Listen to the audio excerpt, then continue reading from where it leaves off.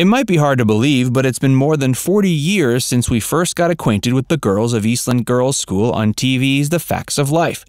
The stars of this beloved sitcom, which ran from 1979 to 1988, reunited at the Paley Center in Beverly Hills in 2014 to celebrate the show's momentous 35th anniversary milestone, and to reminisce about the ups and downs of working on a TV series for 9 seasons. For the reunion, the women of Facts of Life held very little back, revealing surprising secrets about the endearing coming-of-age comedy that very few had previously been privy to.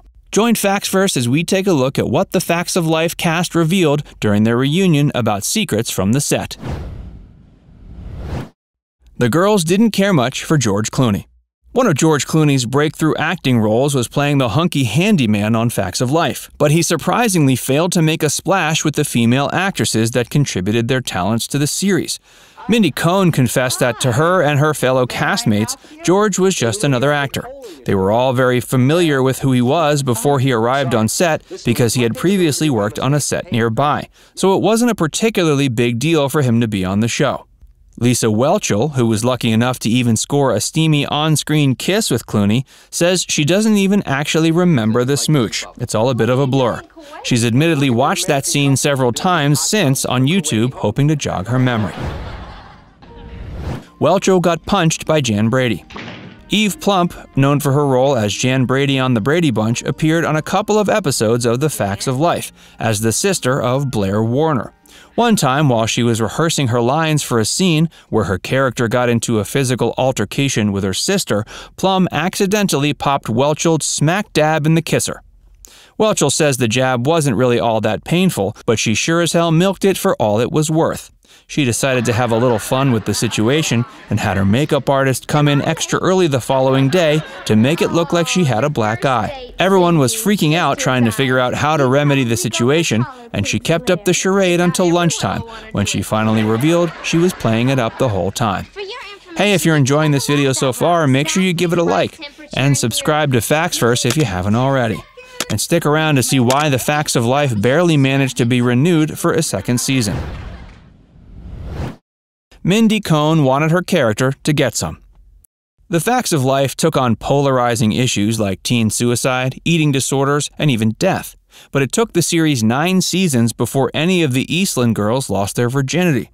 During a nail-biter of an episode during the final season, Cohn's character Natalie hooked up with her boyfriend, which was something that Cohn said was a long time coming.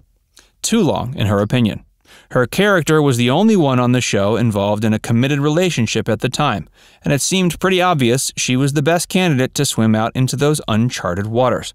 She was 17, almost 18 at the time, and the show had already dealt with all those other touchy issues, so it was about time they finally discussed sex. The show's stars aren't exactly rich. The cast of Facts of Life weren't exactly set up for a life of financial stability. Mindy Cohn told Today that a lot of people tend to have a misconception that she and her fellow cast members are all sitting high atop massive pots of gold, but that couldn't be further from the truth. She was quick to tell the media outlet that the cast was compensated for their work, insanely well, as she put it. She did clarify that when she went on Survivor in 2012, money was definitely a huge motivating factor, as hers was starting to dry up.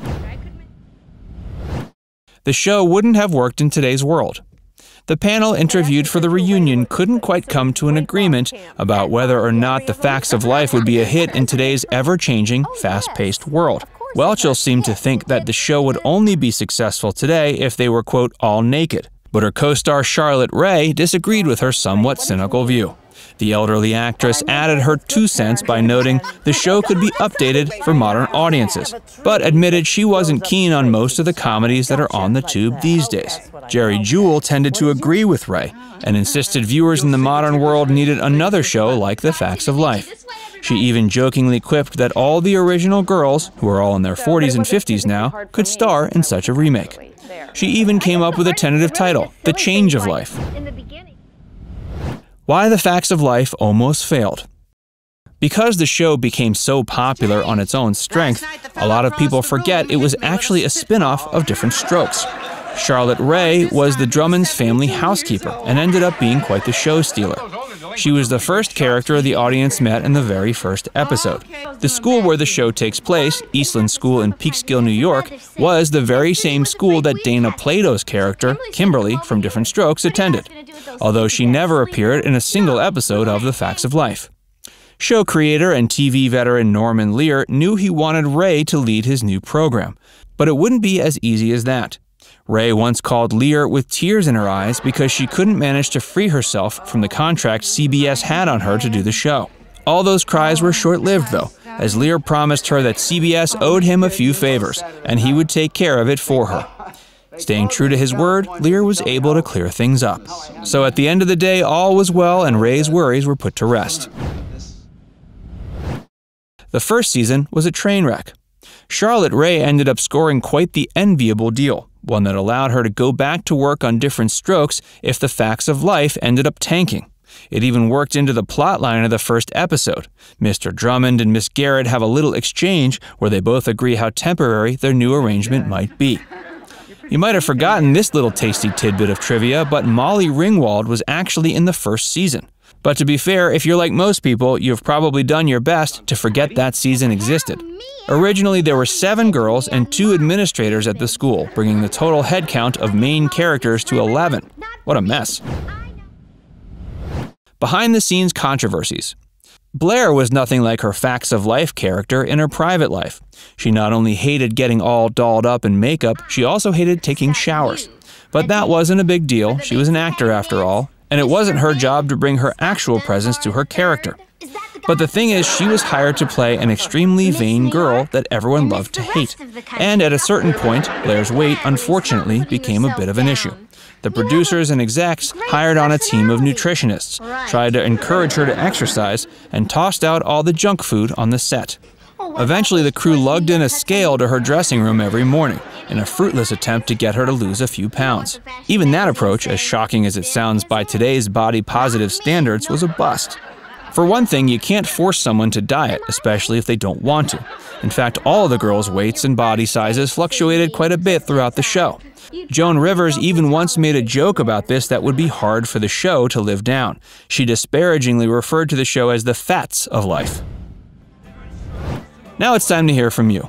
In the comments section, let us know which Norman Lear sitcom you remember most fondly, Different Strokes or The Facts of Life. And before you go, make sure you give this video a like and subscribe to Factsverse if you haven't already. Click the bell icon to stay updated on all our latest content.